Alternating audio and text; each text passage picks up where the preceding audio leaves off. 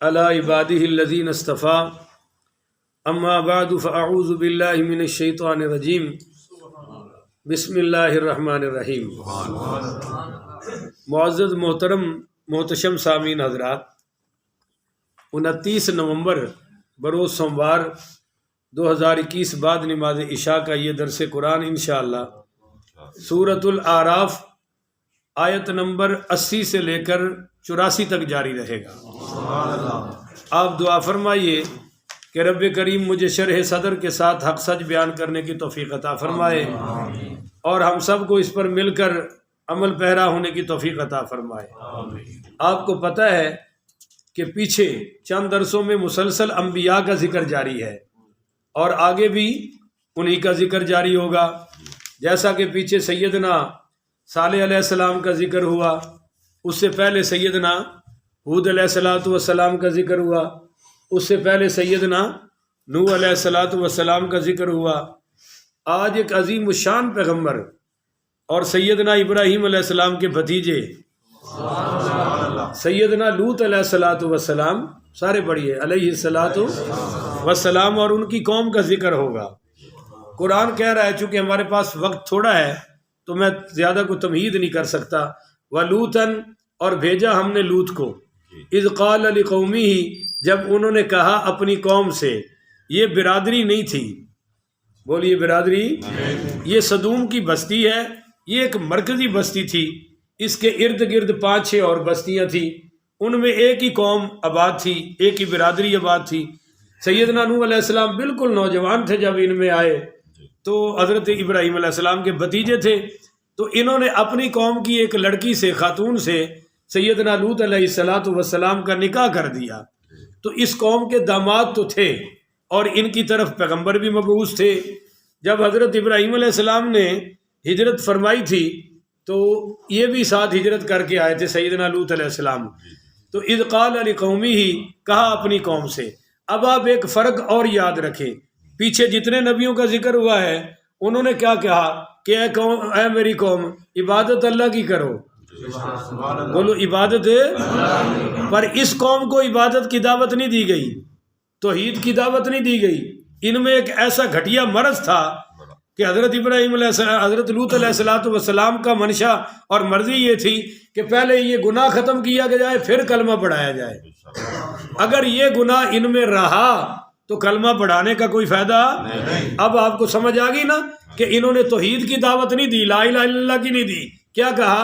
اذ قال لقومہ، اے میری قوم، اتأتون الفاحشۃ، کیا تم کرتے ہو ایسا بے حیائی کا کام، فحاشی کا کام، کہ ما سبقکم بہا من احد من العالمین، تم سے پہلے جہانوں میں یہ برائی کسی نے وہ کیا تھی کہ مرد سے خواہش پوری کرتا تھا، مرد سے شہوت پوری کرتا تھا۔ ہوا کیا؟ یہ کام شروع، اچھا پہلے نوٹ کر لیں کہ اس سے پہلے کسی کافر قوم میں بھی یہ مرض ہے، انہی میں یہ پیدا ہوا۔ کیوں پیدا ہوا؟ 2 روایتیں ہیں، میں دونوں مختصراً کر کے سناتا ہوں۔ ایک روایت تو یہ ہے کہ ان کے جو پھلدار درخت تھے نا، وہ ان کے باغوں کے باہر، اور یہ بڑے مالدار کھاتے پیتی قوم تھی، اور وہ درخت باہر جھکے ہوئے تھے، پھل گرتے تھے، لوگ اٹھا کے۔ اب آپ کو پتہ ہے کہ زیادہ تر کون پھل اٹھاتا ہے؟ بچے۔ ایسی حرکتیں زیادہ تر کون کرتے ہیں؟ تو بچے یہ حرکتیں کرتے تھے۔ انہوں نے کہا کیسے روکے؟ تو ایک بدماش نے کسی بچے کے ساتھ بدکاری کر دی، کہا بھئی اب ایسا کریں گے تو دوبارہ نہیں آئیں گے۔ وہ تو نہیں آئے، پر یہ مرض پھر ساری قوم کو لگ گیا۔ اس نے کہا بھئی مجھے تو بڑا مزہ آیا، معاذ اللہ، استغفر اللہ، دوسرا لگا، تیسرا لگا، حتیٰ کہ پہلے 40 سال تو یہ اپنی خواتین سے بھی بدکاری کرتے رہے، اسی طرح جس طرح مردوں سے کرتے تھے۔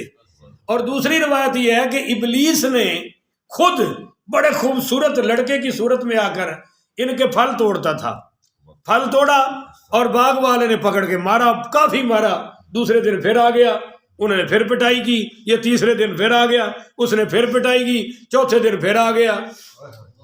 وہ کہنے لگا میں تجھے روز مارتا ہوں، تو جاتا ہی نہیں۔ اس نے کہا تو اگر ایک کام کر دے نا تو پھر میں کبھی نہیں آؤں گا۔ وہ کہا وہ کیا؟ تو اس نے کہا میرے ساتھ بدکاری کر۔ چونکہ بڑے خوبصورت لڑکے کی شکل میں آیا تھا، اس نے کر دی، اور اس نے جب کر دی تو اس نے پھر اس کو بتا، اس کو بتا، اس کو بتا، پوری قوم میں یہ مرض پھیل گیا. عورتوں تو صرف نکاح ہی کرتے تھے، باقی ساری خواہشیں ادھر سے پوری کرتے تھے. تو اب سنیے آیت اگلی کا ترجمہ سن لیں، پھر میں ان کا جواب بتاؤں گا کہ قوم نے اس کو جواب کیا دیا سیدنا لوط علیہ الصلوۃ والسلام کو. انکم لتاتون الرجال، بے شک تم آتے ہو مردوں کے پاس، شہوتن اپنی شہوت پوری کرنے کے لیے، من دون النساء عورتوں کو چھوڑ کر، عورتوں کو، بل انتم قوم مسرفون، بلکہ تم تو بہت حد سے گزری ہوئی قوم ہو. یہ کام جانور بھی کرتے، بولیے، گدھا گدھے کے ساتھ نہیں کرتا، کتا کتے کے ساتھ نہیں کرتا، اور مرغا مرغے کے ساتھ کوئی جانور نہیں کرتا. اگر کوئی ایسا کرے تو وہ جانوروں سے بھی گرا ہوا ہے. بولیے، وہ جانوروں سے بھی. اب میں آپ کو بتانا چاہتا ہوں اس کی سزا کیا ہے. نمبر 1 حدیث پاک سنیے، نبی کریم پڑھیے صلی اللہ علیہ وآلہ وسلم نے فرمایا، من وجدتموہ یعمل عمل قوم لوط، کہ جب تم کسی کو پاؤ کہ وہ قوم لوط والا عمل کر رہا ہے تو فقتلوا الفاعل والمفعول به، تو جو کر رہا ہے فاعل اس کو بھی قتل کر دو، اور جو کروا رہا ہے مفعول بھی اس کو بھی قتل کر دو. یہ خود میرے نبی نے سزا بیان فرمائی ہے. اب یہ کام حکومت کا ہے. بولو کس کا ہے؟ حدیں جاری کرنی، قصاص جاری کرنی، یہ کس کے ذمہ ہے؟ وہی وہ اونچا بولو نا، حکومت وقت کا کام ہے. اب اگر حکومت وقت نہ کرے تو میں نے کہا پھر حساب حکومت دے گی، ان کے گناہوں پر ہے، ان کے کندھوں پر یہ بوجھ ہے. ہمیں قانون ہاتھ میں لینے کی ضرورت ہے اور ہمیں ملک میں جنگ چھیڑنے کی ضرورت نہیں ہے. اچھا جی، ایک مسئلہ یاد رکھے، ابو داؤد شریف میں دار قطنی یہ حدیث کی کتاب ہے، اس میں حضرت ابن عباس رضی اللہ تعالی عنہ سے پوچھا گیا کہ غیر شادی شدہ جوان اگر ایسا قوم لوط والا فعل کر لے تو کیا کیا جائے؟ تو فرمایا انہیں رجم کیا جائے. رجم سمجھتے ہیں آپ؟ کہ ان کو گڑھا کھود کر یہاں تک اس زمین میں گڑھے میں گاڑ دیا جائے اور اس وقت تک ان پر پتھر برسائے جائیں جب تک وہ مر نہ جائے. اس کو کہتے ہیں رجم. بولیے اس کو کیا کہتے ہیں؟ یہ حضرت ابن عباس کا قول ہے. اچھا آگے سنیے، حضرت ابو بکر صدیق پڑھی رضی اللہ تعالیٰ عنہ کو شکایت آئی، اس کا نام تھا فجا. کیا نام تھا جی؟ فجا. اس فجا نے وہ عمل کیا قوم لوط والا. تو سیدنا ابو بکر صدیق پڑھی رضی اللہ تعالی عنہ نے حکم فرمایا کہ اس کو گرفتار کر کے جلا کے راکھ کر دیا جائے. ایسا شخص زندہ رہنے کے قابل ہے. حضرت خالد ابن ولید پڑھی رضی اللہ تعالی عنہ، ان کو جہاں گورنر بنایا گیا تھا نا، وہاں ان کے علاقے میں یہ شکایت آئی کہ 2 پکڑے گئے بدکار، ایک کر رہا تھا دوسرا کروا رہا تھا. تو انہوں نے پھر خط لکھا حضرت ابو بکر صدیق پڑھی رضی اللہ، کیونکہ ان کی خلافت تھی نا، کہ یہ میرے پاس کیس آیا ہے، میں کیا کروں، اس کی سزا کیا دوں. تو حضرت ابو بکر صدیق نے صحابہ کی مجلس بلائی، میٹنگ بلائی اور پوچھا بھئی یہ خالد ابن ولید رضی اللہ تعالی عنہ کا خط آیا ہے اور اس نے پوچھا کہ جی میں سزا کیا دوں، تو آپ حضرات بتائیں سزا کیا تجویز کی جائے. تو سیدنا مولا علی پاک بولے، باب العلم تھے نا، اوئے ہوئے ہوئے کیا دلیل دی مولا علی پاک نے، ذرا کہو نا سبحان اللہ. مولا علی پاک نے کہا جی امیر المومنین خلیفہ رسول، میری گزارش یہ ہے کہ یہ وہ بدکاری ہے جو قوم لوط کے سوا کسی نے بھی کی، ان سے پہلے کسی نے نہیں کی. لہذا اللہ تعالیٰ نے پھر ان کو ایک سزا ایسی دی کہ جو سزا بھی اللہ نے کسی کو، وہ کیا کہ اللہ نے وہ ساری بستیاں اٹھا دی.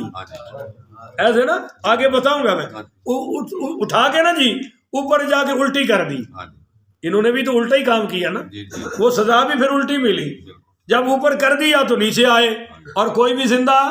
اور دوسرا اللہ نے ان پر مسلح دھار پتھروں کی بارش کر دی اور ایک ایک پتھر اتنا اتنا بڑا دڑال دڑال دڑال. تو مولا علی نے کہا کہ جی میری رائے ان آیات کو سامنے رکھ کر یہ ہے کہ جس نے یہ کام کیا ہے ان کو جلا دیا جائے. بولیے ان کو.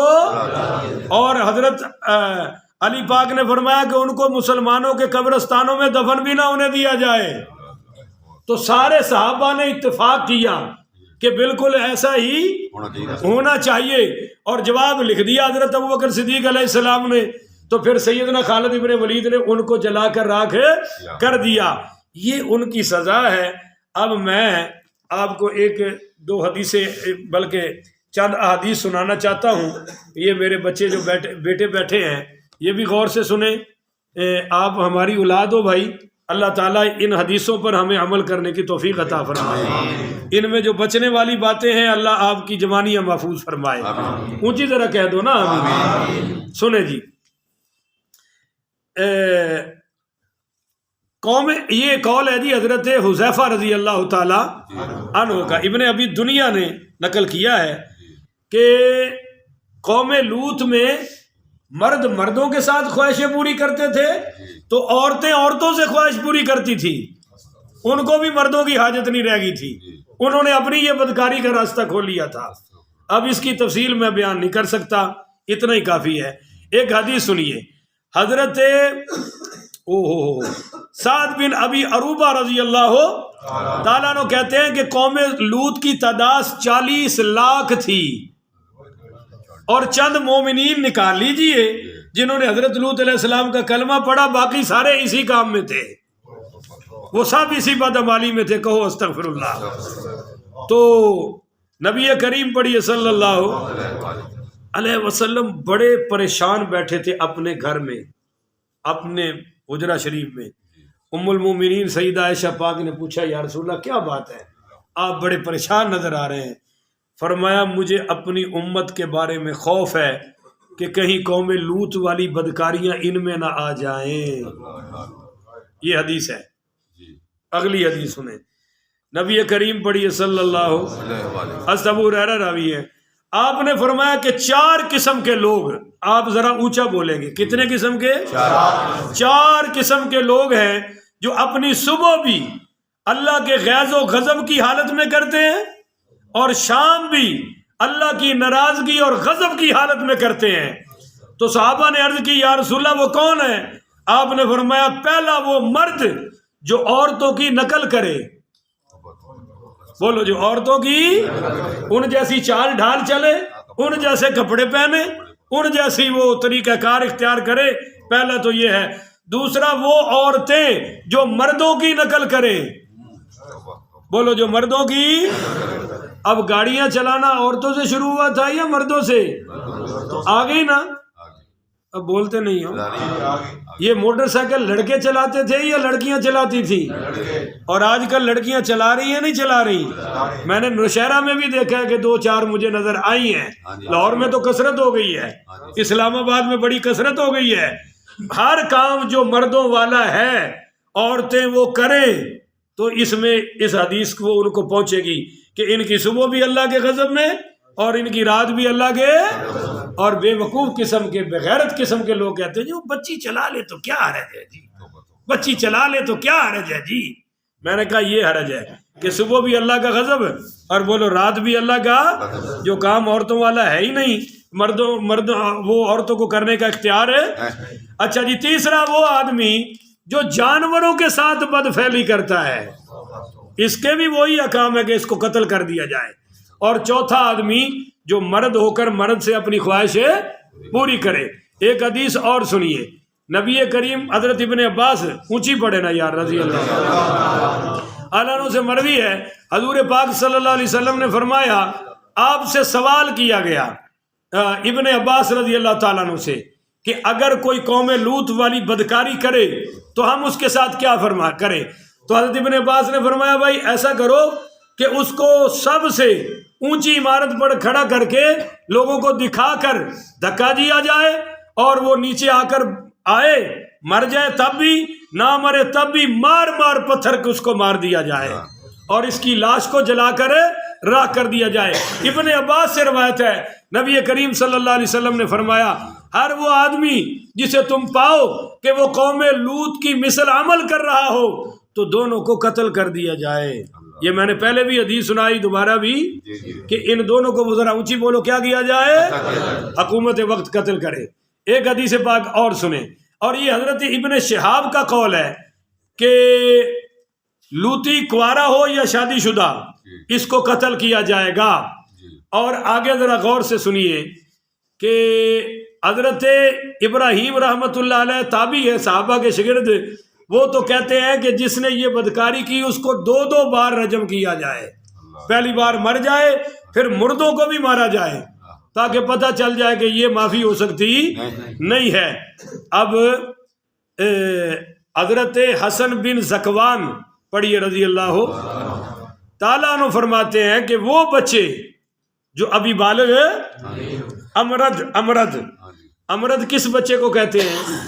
جس کی داڑھی نہ آئی ہو، بولو جس کی داڑھی نہ آئی ہو، کہتے ہیں کہ ان کا فتنہ تو کواری عورتوں سے بھی زیادہ شدید ہے، ان سے زیادہ بچ کے رہا کرو۔ حضرت سفیان ثوری پڑھیے رحمت اللہ علیہ، یہ عجیب بات فرماتے ہیں کہ بھائی اگر ایک عورت آئے اکیلی، اس کے ساتھ ایک شیطان آئے گا ایک، اور اگر 10 سال کا بچہ آ جائے لڑکا، اس کے ساتھ 10 شیطان آئیں گے، کیونکہ یہ عمل زنا سے بھی بڑا ہے، زنا سے بھی بڑا ہے اور زنا سے بھی برا ہے، اس لیے بولیے اس کی اجازت نہیں ہے۔ اب ایک حدیث سنیے، حضرت ابو ہریرہ اونچی پڑھیے رضی اللہ تعالیٰ عنہ روایت کرتے ہیں کہ نبی پاک پڑھیے صلی اللہ علیہ وآلہ وسلم نے فرمایا کہ اللہ تعالیٰ نے اپنی مخلوق میں سے 7 افراد پر لعنت فرمائی ہے۔ بولو جی کتنی پر؟ بھائی سارے بولو تو صحیح، اور 3 بار فرمائی ہے، حضور نے فرمائی، میرے سامنے حدیث ہے، 3 بار، اور ہر ایک کے ساتھ بار بار کہ وہ ملعون ہے، اس پہ لعنت ہے، اس پہ لعنت ہے۔ نمبر 1، جس نے قوم لوط کے جیسا عمل کیا کہ کسی مرد سے شہوت پوری کی، یہ بھی ملعون ہے۔ نمبر 2، جس نے چوپاؤں میں سے کسی جانور کے ساتھ بدفعلی کی۔ نمبر 3، جس نے اپنی بیوی اور اس کی اخیافی بیٹی کو اپنے نکاح میں جمع کر لیا۔ اخیافی سمجھتے ہیں؟ جو اس کے پہلے خامد کی بیٹی تھی، اس کو بھی اس نے نکاح میں کر لیا، اس پر بھی بولو لعنت ہے۔ کتنے ہو گئے؟ اچھا، نمبر 4، جس نے اپنے والدین کی نافرمانی کی، اس پر بھی 3 بار پا چھٹو جو تو اللہ جو پا رہے ہیں، تانوں کا ڈر ہے، اس پر بھی بار بار۔ اور کتنے ہو گئے؟ آگے ہے جناب، جس نے غیر اللہ کا نام لے کر جانور کو ذبح کیا۔ اور آگے ہے نمبر 6، جس نے زمین کی حدوں کو تبدیل کر دیا۔ نہیں سمجھے ہو؟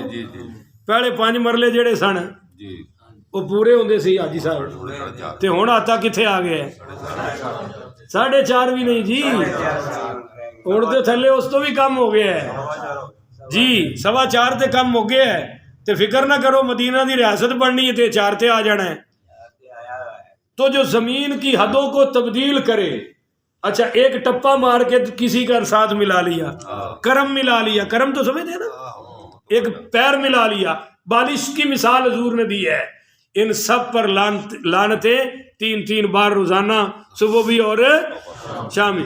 اور جو کسی غیر کے غلاموں کا مالک بن جائے، بولو جو کسی غیر کے غلاموں کا مالک بن جائے، اس پر بھی لعنت برستی ہے۔ یہ 7 ہو گئے نا جی۔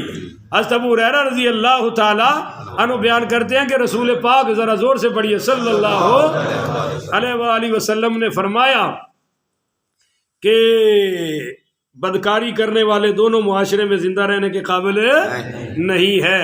ابن عباس رضی اللہ تعالی عنہ سے پوچھا گیا تو انہوں نے فرمایا کہ بھائی ان کو رجم کر دیا جائے، سنسار کر دیا جائے، یہ بھی زندہ رہنے کے قابل ہے۔ آخری حدیث سنا رہا ہوں، حضرت عثمان ذی النورین پڑھی رضی اللہ تعالیٰ عنہ کا جب محاصرہ کیا گیا، آخری دنوں میں نا 40 دن وہ بھوکے پیاسے رہے، آخری دنوں میں چھت پر چڑھ کر باغیوں سے خطاب فرمایا، آخری خطاب تھا ان کا، اور خطاب میں فرمایا کہ تم مجھے قتل کرنا چاہتے ہو، کیوں قتل کر رہے ہو؟ جبکہ قتل تو سوائے 4 کے کسی کو بھی کرنا جائز ہے. نمبر 1 جو مسلمان کسی مسلمان کو قتل کرے تو اس کو قتل کرنا جائز ہے بدلے میں. نمبر 2 جو محسن ہونے کے بعد زنا کرے یعنی شادی شدہ یہ بھی قتل کے قابل ہے. تیسرا جو اسلام لانے کے بعد پھر کافر ہو جائے تو یہ بھی قتل ہونے کے. اور تیسرا حضرت عثمان نے فرمایا جو مرد ہو کر مرد سے اپنی خواہش پوری کرے بد فعلی کرے تو یہ بھی قتل کے. یہ حضرت عثمان کا خطبہ ہے اس میں یہ فرما رہے ہیں. تو میرے بھائیوں اب آپ وہ حدیث یاد کریں کہ حضور پاک پڑھیے صلی اللہ علیہ وآلہ وسلم نے فرمایا کہ جب تمہارے بچے 7 سال سے اوپر ہو جائیں تو ان کے بستر جدا جدا کر دو. بولو ان کے بستر. اب ایک آدمی میرے پاس ایک عورت آئی اپنا بچہ لے کر, بچہ کم از کم 14 سال کی عمر کا ہے. تو میں نے کہا بھائی کیا بات ہے؟ تو وہ بی بی کہنے لگی قاری صاحب اس کو سمجھائیں, اس کی عمر بہت زیادہ ہو گئی ہے, ابھی تک میرے ساتھ سوتا ہے. تو میں نے کہا تم کیوں سلاتی ہو؟ کہنے لگی میں علیحدہ سلاؤں تو ڈرتا ہے روتا ہے. میں نے کہا روتا ہے تو اس کے مارو جوتیاں پکڑ کے ڈانگے مارو. کہنے لگی برائی کیا ہے؟ بیٹا ہے میرا. میں نے کہا بھی برائی یہ ہے کہ اب یہ تیرے ساتھ لیٹنے کے قابل ہے. میں نے اس کو سنایا کہ 7 سال کے اوپر کوئی بچہ بھی تمہارے ساتھ سو سکتا, اس کو علیحدہ سناؤ. اور اس بچے کو میں نے سمجھایا, میں نے کہا بیٹا یہ تیری ماں ہے, تو اس کے ساتھ کیوں سوتا ہے؟ بہرحال میں نے اس کو 2-4 حدیثیں سنائی. میں نے کہا میں کوئی فتویٰ نہیں دیتا کہ تم کیا کرتے ہو, پر سوتے ہوئے بندے کو پتہ چلتا کہاں ہاتھ لگ رہا ہے کہاں پاؤں لگ رہا ہے, کوئی پتہ نہیں. لہذا ہمارا مذہب اور ہماری غیرت اس بات کی اجازت دیتا. اور اسی طرح بہن بھائی جوان ایک کمرے میں سلانے جائز ہے, بلکہ ان کو گھروں میں اکیلا چھوڑ کر جانا بھی جائز ہے. ہاں جی ایسے ایسے کیس آ رہے ہیں کہ آپ کو بتا بھی نہیں سکتے, بیان نہیں کر سکتے, کیونکہ میری بیٹیاں میری بہنیں بھی یہ بیان سنتی ہیں, اس لیے میں بیان نہیں کر سکتا. پر میڈیا پہ بہت کچھ آ چکا ہے, بہت کچھ آ چکا ہے. لہذا انہی نصیحتوں پر عمل کرو جو میرے محبوب نے ہماری غیرتوں کے بارے میں بیان فرمائی. بالکل کوئی مامے کا بیٹا, چاچے کا بیٹا, پھوپھی کا بیٹا, تائے کے بیٹا اور خامد کے ماموں کا بیٹا یا بیوی کے ماموں چاچو کے بیٹے یہ گھروں میں رہنے کے قابل آئے تو ان سے اسی طرح پردہ فرض ہے جس طرح غیروں سے فرض ہے. دیور کے بارے میں میرے نبی نے فرمایا پردے کراؤ. کس کے بارے میں؟ دیور کے بارے میں. چونکہ میرے نبی نے فرمایا تھا کہ قرب قیامت زنا کی اور قتل کی کثرت ہوگی. بولو قتل کی. اور میں پچھلے دنوں سوچ رہا تھا کہ نہیں ہوگی کیونکہ سزائیں بڑی سخت ہیں. بولو قتل کی سزائیں. پر اب جناب شہر شہر سے کیس آ رہے ہیں کہ پہلے خامد کسی کا آشنا بنتا ہے پھر بیوی کو قتل بھی کرتا ہے, چھوٹی چھوٹی بچیوں سے بدکاری کرتے ہیں پھر ان کو قتل کرتے ہیں. تو قتل کی بھی کثرت اور بدکاری کی بھی گھروں میں آنا جانا لگ جاتا ہے. اور ماشاءاللہ بیگم صاحبہ کسی کے ساتھ سیٹ ہو کے پھر اس کا قتل. یہاں وہ خنجر بنجر گاؤں ہیں آپ سب بات کے ساتھ پتہ ہے, وہاں امام مسجد کے گھر یہ واقعہ پیش آیا ہے. ہاں جی امام صاحب کی بیوی نے قتل کیا ہے اپنے آشنا کے ساتھ مل کر, اور وہ بھی سید خاندان کی. میں وہاں تقریر کرنے گیا, انہوں نے مجھے قصہ سنایا, یقین کرو مجھ سے تقریر ہی نہیں ہوئی, اتنا مجھے صدمہ ہوا. اور وہ بیچارہ ولی اللہ تھا, اتنا نیک امام مسجد, گاؤں والے پھوٹ پھوٹ کے رو رہے تھے کہ ہمیں دوبارہ ایسا امام مل سکتا, اور اس کے ساتھ یہ حالت ہوا ہے. تو میرے نبی نے فرمایا کہ قتل کی بھی کثرت ہوگی اور زنا کی بھی, اور آپ نے یہ بھی فرمایا کہ لوگ اپنی بیویوں کے ساتھ زنا کریں گے. تو پرانے محدثین کو تو یہ حدیثیں سمجھ ہی نہیں آتی تھی, وہ کہتے تھے لگتا ہے کہ کسی نے ملا ملو دی ہیں. بھائی ایسا کیسے ہو سکتا ہے؟ ایسا ہو سکتا آج ہم آنکھوں سے دیکھ رہے ہیں کہ اگر وہ عورت سے غلط راستے سے شہوت پوری کرے وہ بھی زنا ہے. بولو وہ بھی زنا ہے. اور دوسرا زنا کا کیا طریقہ ہے؟ طلاق دے دیتے ہیں پھر صلح کر لیتے ہیں. تو طلاق کے بعد جو صلح کر لی تو یہ بھی کیا ہے؟ بیوی سے زنا ہے. ساری عمر زنا کر رہا ہے اور اس کو گناہ بھی نہیں سمجھ رہا. حلال سمجھنے کی وجہ سے کافر بھی ہو گیا, حلال سمجھنے کی وجہ سے کافر بھی ہو گیا. ایسے ایسے گدھے پڑے ہیں ایک گاؤں میں گیا, وہ طلاق شلاق دے بیٹھا تھا اور بعد میں پھر لے آیا. میں نے کہا جب اس نے دے دی تو لایا کیوں ہے؟ کہنا مولوی صاحب میری بیوی حاملہ سی تے حمل دی حالت طلاق ہے. میں کہا یہ کس الو کے پٹھے اور شیطان کے پتر نے کہا ہے؟ کہنا ساڑھے مولوی صاحب نے کیا ہے. میں کہا دو میں گلاں ہوندے سچیاں نے, یہ الو دا پٹھا بھی ہے تے شیطان دا پتر بھی ہے, یہ پیچھے نماز جائز ہے. میں نے اس کو پکڑا جا کے مولوی کو, میں نے کہا یہ بکواس تو نے کی ہے, پھر آپ کو پتہ ہے مجھ سے برداشت بھی نہیں ہوتا. میں تو ایسے ہی بولا, میں نے کہا یہ بکواس آپ نے کی ہے؟ کہنے لگا جی وہ سارے کہتے ہیں جی حمل میں طلاق. میں کہا تو فلمیں جو دین سیکھنا ہے تو تیرا دین فلم آ رہا ہے. قرآن حدیث پیش کرنا, کسے امتی صحابی دا قول پیش کر, کسے تابعی دا کر دے, کوئی فقہ حنفی جو کر دے.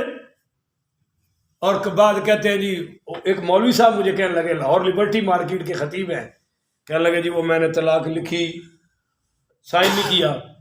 میں نے کہا کھوتیاں پھر بھی ہو گئی, نہیں سمجھے ہو؟ کہتا کسی نے لکھی میں نے سائن کیا. میں نے کہا پھر بھی ہو گئی. بولو پھر بھی ہو گئی. وہ کہنے لگا جی میں نے اکیلے بیٹھ کر دی ہے, ابھی تک میری بیوی کو پہنچی. میں نے کہا وہ تو پہنچے نہ پہنچے طلاق پھر بھی ہو گئی. بولو طلاق پھر بھی. پر اس کی بیوی سن رہی تھی, وہ اس کو دے کر گھر میں لا چکا تھا. تو کیا مولوی, کیا جناب پیر, کیا فقیر, سب کے گھروں میں چل رہا ہے. اللہ تعالیٰ ان برائیوں سے ہمیں محفوظ فرمائے. اچھی آنکھو نا آمین. ایتھے حدیث والی بھی کہہ لو تو چل جانی ہے, یہ وہ انج نہیں کہندے, وہ ٹکا کہندے نے آمین. اور دعا تے کہنا بھی انج ہی چاہیے ہے. اللہ تعالیٰ ان برائیوں سے ہمارے معاشرے کو محفوظ فرمائے. اس لیے میری خواہش تھی کہ آج کا یہ درس سارے سن لیں اور اللہ ہماری ان نسلوں کو عمل کی توفیق عطا فرمائے. آخر ودعوانا الحمدللہ رب العالمین.